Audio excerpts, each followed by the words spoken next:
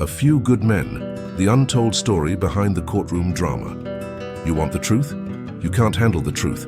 That line has become iconic. But behind it lies a story of loyalty, justice, courage, and the high cost of following orders in the US Marine Corps.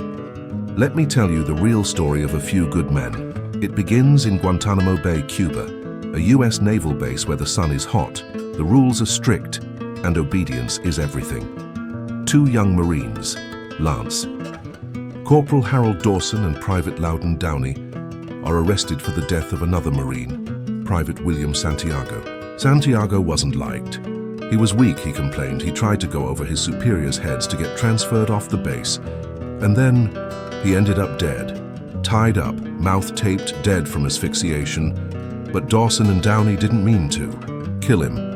They said they were just carrying out a code red, an unofficial punishment ordered within the ranks to discipline those who step out of line. So who gave the order?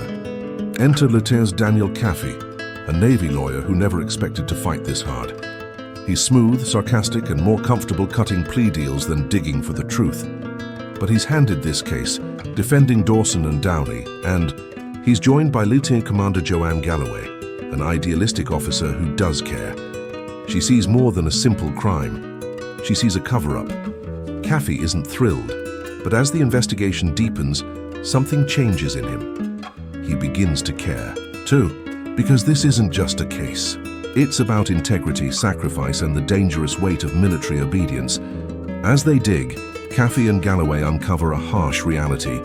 Private Santiago had begged to be transferred. He was in danger.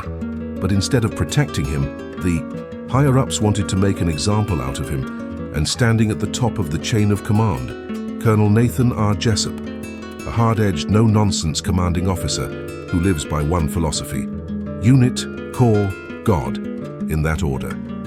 Did he order the code red?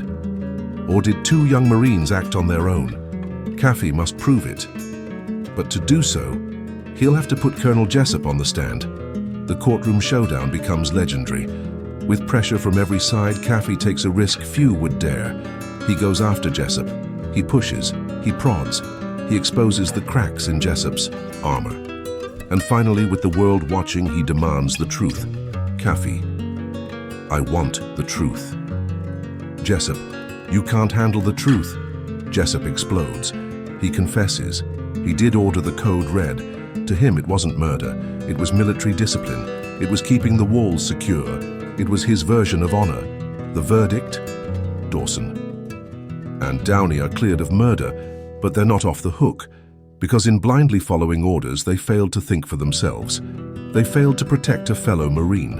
And in the end, they're dishonorably discharged. As Dawson says, we were supposed to fight for people who couldn't fight for themselves.